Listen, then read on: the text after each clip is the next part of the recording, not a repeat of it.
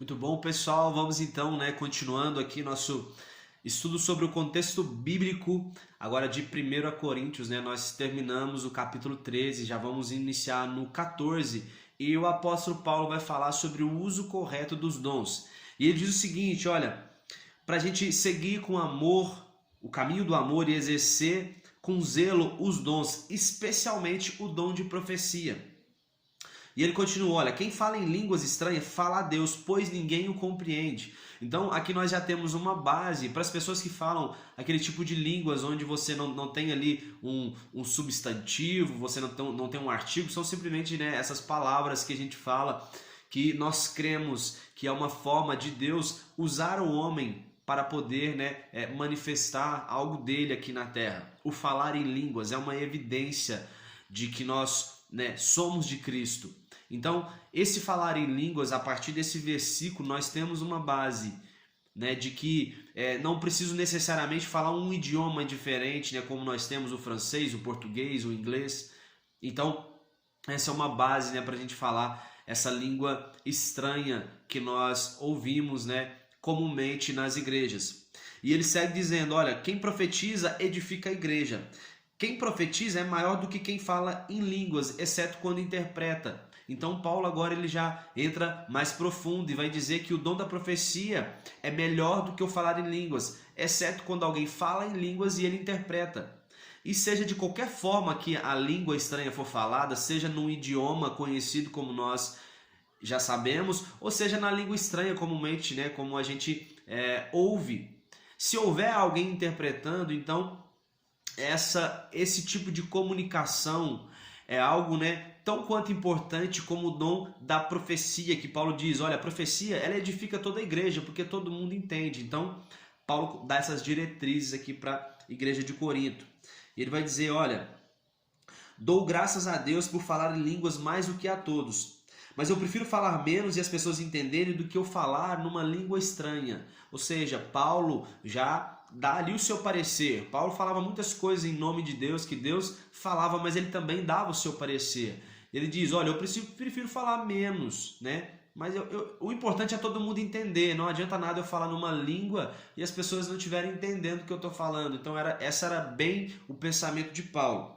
E ele diz, olha, assim, pois está escrito, por meio de homens de outras línguas e por intermédio de lábios estrangeiros falarei a este povo, mesmo assim eles não me ouvirão. Então isso era algo que estava profetizado. Paulo sempre, eu gosto de lembrar, ele falava de coisas que estavam escritos na Bíblia, de profecias que já haviam se cumprido. Então essa era uma das profecias que estava se cumprindo, que olha, por meio de homens de outras línguas e por intermédio de lábios estrangeiros eu falarei ao meu povo. Então Paulo faz surgir aqui essa profecia, ele lembra, melhor dizendo, dessa profecia. Vai dizer, olha, as línguas elas são um sinal para os incrédulos e a profecia é um sinal para os cristãos. Então o falar em línguas é uma evidência, Paulo dizendo, que é uma evidência para quem não crê. Agora a profecia já é para os cristãos. A profecia já é para poder edificar aqueles que creem na palavra do Senhor. Se alguém falar em língua estranha, agora Paulo ele vai dar diretriz aqui para a gente fazer um culto organizado, ou melhor, para a igreja de Corinto. Isso, claro, isso reflete para nós também, mas Paulo está direcionando agora para o culto ficar organizado. Gente, vamos fazer o seguinte, olha, se alguém falar em língua estranha, seja no muito 2 ou 3. E quando falar, seja um de cada vez, e haja quem interpreta. Se não houver quem interpreta, então as pessoas fiquem caladas. Aí, Paulo continua. O espírito dos profetas, ele está sujeito aos próprios profetas. Então não adianta o cara querer falar assim, não, mas eu falo em língua estranha na hora que eu quiser. É tipo assim, aliás, melhor dizendo, deixa eu corrigir. Eu falo em língua estranha, eu não consigo controlar. Não, o espírito está sujeito aos profetas. Então, quando você quiser parar de falar em língua estranha, quando quiser parar de profetizar, o espírito tem que estar sujeito ao profeta. Então, Paulo diz isso e ele vai dizer, olha, quando as mulheres elas devem permanecer em silêncio nas igrejas, quando não lhes é permitido falar.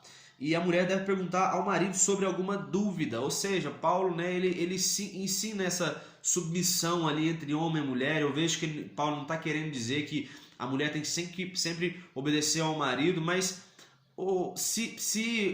a mulher tem um grande amigo, esse seu amigo tem que ser o homem. Então toda dúvida que tiver, se o marido não conseguir resolver, tudo bem, mas pergunte primeiro a ele. Isso ele está falando de honra. Não tem nada a ver, o marido não é obrigado a saber de tudo, mas é a honra da mulher. Olha, você sabe sobre isso, né? Paulo está ensinando sobre honra aqui, é isso que eu entendo. E ele continua dizendo, olha, aperfeiçoem o dom de profetizar e não proíbam o falar em línguas, ou seja, estejam sempre buscando o dom de profecia, né? Busquem isso de Deus, busquem os melhores dons. Ele dá esse conselho aqui antes, né? Principalmente o dom de profetizar. Ele pede para as pessoas buscarem o dom de profetizar e não proíbam falar em línguas. Então, embora ele deu aqui uma opinião para que não se fale em línguas, se for 2 ou 3 que falem de modo, né, cada um fale de uma só vez, né? Aliás, um de cada vez, melhor dizendo, e haja quem interprete. Então, assim, é um modo que Paulo ele sugere ali, mas ele diz, olha, não proíbam falar em línguas, porque às vezes a gente vê em igrejas que acontece, né, de as pessoas falarem simultaneamente em línguas, mas não proibais. O legal é que haja um intérprete para que edifique toda a igreja. Se a pessoa está falando em língua estranha sozinha, num período de louvor, que seja, ela está edificando, ela está falando com Deus, sabe? Entenda isso, foi o que nós lemos no versículo, né? Quem fala em língua estranha está falando a Deus, as pessoas não entendem, mas ele está falando com Deus. Mas tenha certeza que no meio de uma palavra, enquanto o irmão está dando uma palavra, né? Quando o pastor está dando uma palavra, o Espírito está sujeito aos profetas. Então não é momento de você falar em línguas estranhas, a não ser que Deus queira te usar para dar uma profecia. Aí é diferente. Aí você vai edificar toda a igreja. Então, fechou isso aqui. Olha, Paulo agora ele vai dizer, olha, né, sobre que a ressurreição de Cristo é real. Alguns irmãos não estavam mais crendo na ressurreição. Então Paulo vai dizer assim, olha, Jesus, ele morreu, ressuscitou, ele apareceu ao Pedro e aos 12, depois apareceu a mais de 500 irmãos, e depois apareceu a Tiago e a todos os apóstolos. No entanto, depois Jesus apareceu a mim como um que nasceu fora do tempo. Tipo, Paulo está dizendo, era para mim ter nascido junto com os apóstolos, mas parece que eu nasci depois do tempo. E aí Cristo apareceu para mim e agora eu me tornei um apóstolo, que nem eu mesmo me considero um apóstolo. Mas se eu sou um apóstolo, eu sou o menor de todos eles. E Paulo deixa bem claro isso, né? Ele é o menor dos apóstolos, mas ele não deixa de se colocar como um apóstolo. Ele crê que realmente Cristo apareceu para ele e de que ele teve essa missão de pregar o evangelho aos gentios e a todas as pessoas. Então, Paulo vai continuar dizendo, olha gente, se a gente não acredita que Cristo ressuscitou, enrolando aqui, se Cristo não ressuscitou e a gente vai ressuscitar com ele, se a gente não crê nisso, ficou um pouco enrolado, mas deixa eu me recompor aqui. Se a gente não crê que Cristo ressuscitou e que ele vai ressuscitar a gente, cara, a gente é maior miserável. Ele vai dizer, olha, a nossa fé ela é improdutiva. Se a nossa esperança em Cristo se restringe apenas a essa vida, somos os mais miseráveis do ser humano. Então, Paulo, ele ativa essa verdade aqui no pessoal de Corinto, porque provavelmente algumas pessoas se infiltraram ali no meio do povo, dos crentes ali de Corinto, e começaram a dizer, olha, esse papo de ressurreição, isso não é uma verdade, isso não acontece. Então Paulo agora, através de uma carta, ele está querendo de novo trazer essa verdade, essa esperança ali para o povo de Corinto. E vai dizer, olha, por um homem veio a morte, mas por um homem também veio a ressurreição, ou seja, por Adão veio morte, mas por Cristo veio vida. Nós somos vivificados em Cristo. O último inimigo que o Senhor vai destruir, Paulo está dizendo, vai ser a morte, né? E que Paulo fala também ali de que, né, nesse texto aqui, fala que Paulo ele enfrentou feras em Éfeso. E essas feras em Éfeso pode ser de um modo figurativo, que ele enfrentou ali muita pressão das pessoas, né? gente querendo matá-lo, ou pode mesmo também ter sido como era um método ali usado, né, pelos romanos e pelo povo ali da época, de colocar os prisioneiros, né, numa arena e soltar feras, soltar leões ali para poder matá-los. Então talvez Paulo possa ter passado por isso, mas não se sabe ao certo o que significa essa passagem, se realmente ele lutou com feras, com animais, ou se as feras eram de um modo figurado, ele enfrentou pessoas, né, que queriam matá-lo. Mas o fato é que a Bíblia está dizendo que Paulo ele enfrentou ali feras em Éfeso, né? E fica aí no ar para a gente poder interpretar o que seria isso, mas enfim, não existe uma certeza do que significa essas feras. Os cristãos, né, como eu disse, eles não estavam acreditando mais na ressurreição, e aí Paulo fala aquele versículo que é muito conhecido no nosso meio, que as más conversações elas corrompem os bons costumes. Então por isso que eu disse anteriormente de que pessoas infiltraram no meio ali do povo de Corinto e estavam espalhando, né, que essa ressurreição não era algo, né, verdadeiro. Pulando para o próximo tópico aqui, vai dizer, olha, eles estavam perguntando ali para Paulo o seguinte, olha, com que espécie de corpo a gente vai ressurgir? E Paulo agora começa a dizer, o que semeia não nasce a não ser que primeiro morra. Nosso corpo será semeado em desonra, mas ressuscitará em glória. É semeado em fraqueza e ressuscitado em poder. É semeado natural e ressuscitado espiritual. Ou seja, Paulo está dizendo o seguinte, olha, não fica muito preocupado com essas coisas não, sabe? Planta aqui primeiro aquilo, sabe, as boas obras, aquilo que eu ensinei para vocês, e depois a gente vai ser ressuscitado. O nosso corpo aqui, ele é natural, é um corpo de carne, mas o nosso corpo vai ressurgir como um corpo glorificado, um corpo espiritual. É diferente. Essa é a resposta de Paulo. Ele vai dizer, olha, o primeiro homem foi formado do pó da terra, o segundo ele é dos céus. Assim como recebemos a imagem do homem terreno, receberemos de igual modo a imagem do homem celestial. Então, nós viemos aqui na terra, eu recebi esse rosto lindo, esse corpo maravilhoso aqui que Deus me deu, e Deus vai me dar um rosto ainda melhor. Pensa, cara, que Deus maravilhoso. Então, é isso que Deus tem para nós. É isso que Deus tem para as nossas vidas, né? Nós vamos ressuscitar com eles num corpo totalmente glorificado, né? Diferente.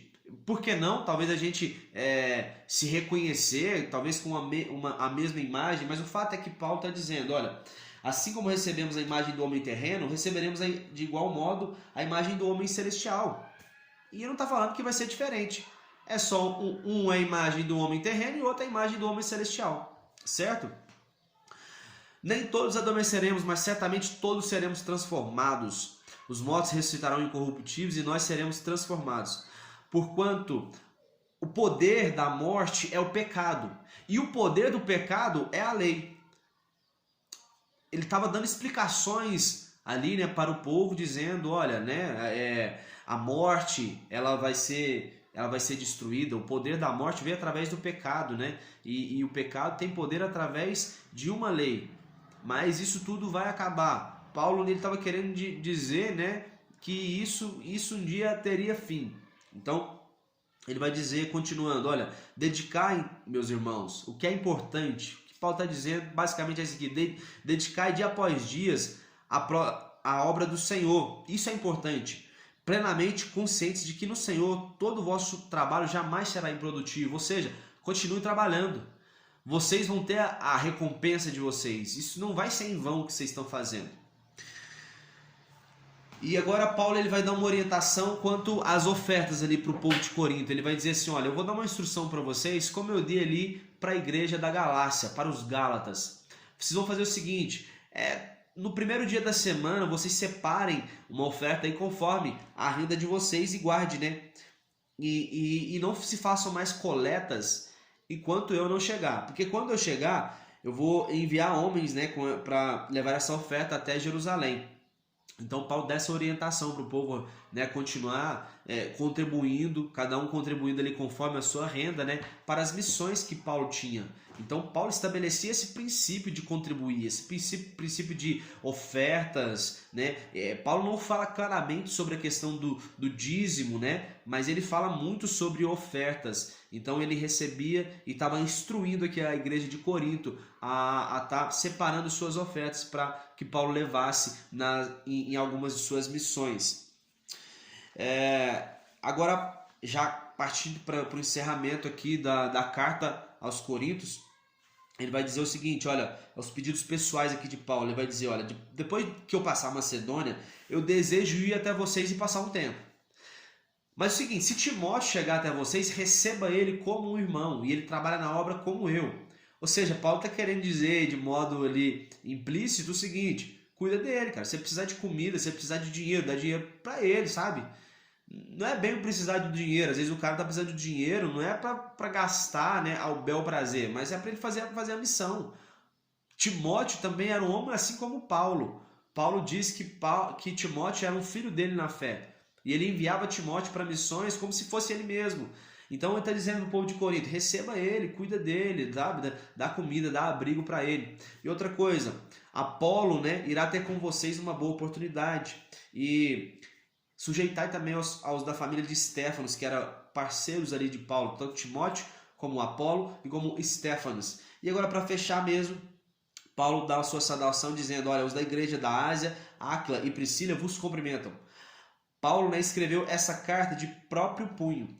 E olha só, olha o que Paulo vai deixar no final da carta, olha como é que ele era assim, um cara, né, realmente bem ousado. Ele diz, olha, se alguém no meio de vocês não ama o Senhor, que seja amaldiçoado agora. E aí ele finaliza, receba o amor que tenho por todos vós em Cristo Jesus. Então, ao mesmo tempo que ele, né, amaldiçoa aquele que não ama ao Senhor, ele deixa agora o seu amor para aqueles que estão em Cristo. Porque, na verdade, não tem como a gente querer amar a Deus e amar o mundo, e Paulo está só dizendo isso, olha, essas coisas são separadas uma da outra. Então, às vezes, pessoas se infiltram dentro da igreja, mas querendo trazer o mundo para dentro da igreja, querendo trazer a cultura do mundo para a igreja, e isso não funciona, é uma coisa que Paulo deixa bem explicado, sabe? Eu não tenho que servir a Deus, embora a gente vá conforme a gente está, a gente não fica como a gente estava.